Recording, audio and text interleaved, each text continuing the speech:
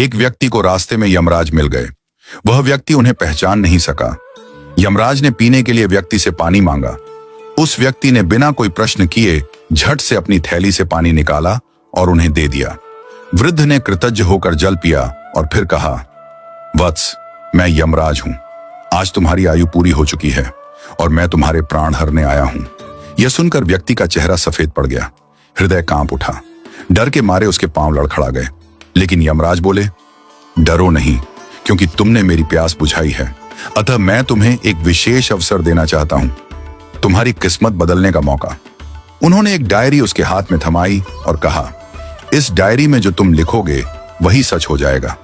तुम्हारे पास ठीक 5 मिनट का समय है। जितना चाहे लिख लो, पर ध्यान रहे केवल 5 मिनट। इसके बाद समय समाप्त हो जाएगा और डायरी मेरे पास लौट आएगी। व्यक्ति का भय थोड़ा कम हुआ। वह सोचने लगा, अब तो मेरी किस्मत मेरे हाथ में है, मैं सब कुछ बदल सकता हूं। उसने जल्दी जल्दी डायरी खोलनी शुरू की। पहला पृष्ठ देखा। वहां लिखा था, तुम्हारा पड़ोसी रामदीन कल लॉटरी जीतकर करोड़पति बनने वाला है। व्यक्ति को ईर्ष्या हुई। उसने लिखा, रामदीन की लॉटरी रद्द हो जाए, वह गरीब ही रहे। दूसरा पृष्ठ लिखा था, तुम्हारा मित्र रघु चुनाव जीतकर मंत्री बनने वाला है। व्यक्ति ने लिखा, रघु चुनाव हार जाए, उसे अपमान झेलना पड़े। तीसरा पृष्ठ, तुम्हारा छोटा भाई विदेश जाकर बड़ा व्यापारी बनने वाला है। व्यक्ति फिर लिखता है, वह कभी विदेश न जा पाए, नौकरी के लिए भटके।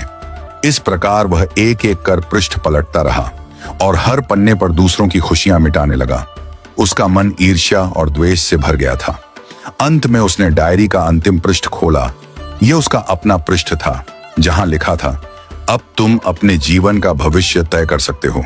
वह मुस्कुराया, पेन उठाया, लेकिन तभी एक ठंडी सी आवाज आई, वत्स, तुम्हारा 5 मिनट का समय समाप्त हो चुका है। यमराज ने धीरे से डायरी उसके हाथ से ले ली और कहा, तुमने अपने जीवन का सबसे कीमती समय दूसरों का बुरा सोचने में बर्बाद कर दिया। न स्वयं के लिए कुछ लिखा, न अपने जीवन को सुधारने की कोशिश की। यह अवसर तुम्हें ईश्वर ने दिया था, पर तुमने अपनी दुर्बुद्धि से उसे खो दिया। अब पछताने से कुछ नहीं होगा। व्यक्ति फूट फूट कर रोने लगा। हे यमराज, एक मौका और दीजिए, बस एक बार। यमराज शांत स्वर में बोले, वत्स, समय और अवसर दोनों यदि एक बार निकल जाएं, तो फिर लौट कर नहीं आते। यही सत्य है, यही धर्म है। और फिर यमराज अदृश्य हो गए। समय अनमोल है, इसे सोच समझकर उपयोग करो। ईर्ष्या और द्वेष जीवन को नष्ट कर देते हैं।